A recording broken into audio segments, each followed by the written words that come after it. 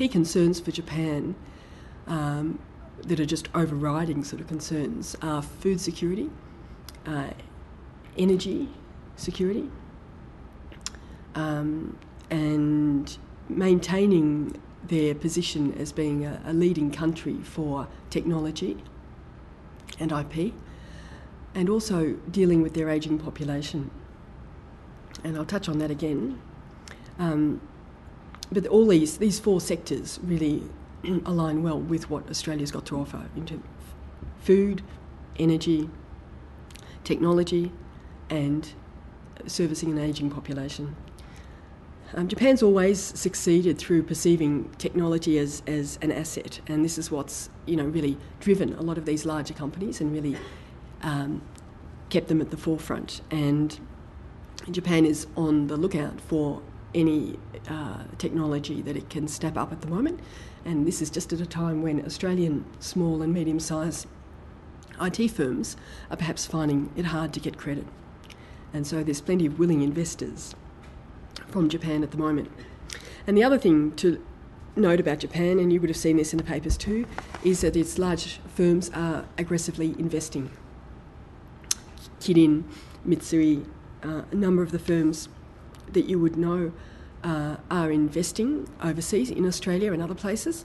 And up in the last few years, it was always to secure resources. Now it's to secure further markets for growth. Okay, so Japan knows with its ageing population that it's not going to get a lot of growth in some sectors. It's buying up firms, companies in other countries, in other markets, so that it can be assured of growth in the future. As I just said, Japan's key concerns are ongoing ones, and Australia is well positioned to meet all of these concerns. The needs of an ageing society is much more than just wheelchairs and things like this. We're talking about, as I said, a healthy older society that have all sorts of diverse needs and willing to spend money on all sorts of things, leisure, recreation. I just want to touch on food security as one of those four key concern areas. Japan has been plagued with a number of food safety incidents over the last 18 months, and it will continue to be exposed to these. And this is where Australia can do really well, because we've got a fantastic track record of food safety and traceability with our products. And Japan knows this, and the consumers know this as well. The leading brand sort of image that we have in the market is Aussie beef, and this is like the flagship for Australian food products in the market. And all of our other products benefit from the fact that people understand that our traceability is very strong. So I'm saying to you, if you have a food product and if you're thinking about exporting to Japan, then badge it with whatever attribute it has, whether if it's natural, organic or traceable. All these things are very important to Japanese consumers. Similarly, environmentally sustainable products and attributes are also growing in importance as Japanese consumers finally develop some awareness of CSR's corporate social responsibility, and there is beginnings of concern and sort of awareness for carbon footprint labelling as well.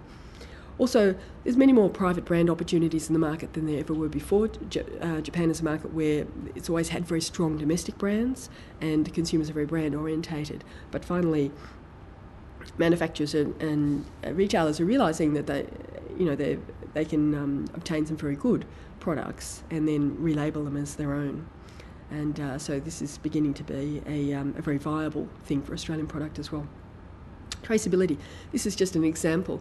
An apple with a little sticker on it that's got a computer code, and this is a QR code, and you can get your mobile phone and scan this code and download all the information about the apple that you could ever possibly want, where it was born and how old it is, and all this information. And this is a given in Japan now. People do this as a normal part of their shopping, just to check out the credentials of the product. Here's another example of Aussie beef, some very highly marbled Aussie beef.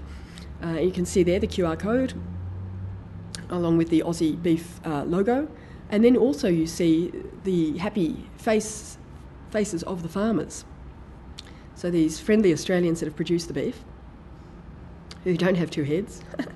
And the Japanese consumers expect this level of traceability in the products these days, simply to be reassured that the product, if it is imported, and even if it's not, that they know where it's coming from and that it's going to be safe for them.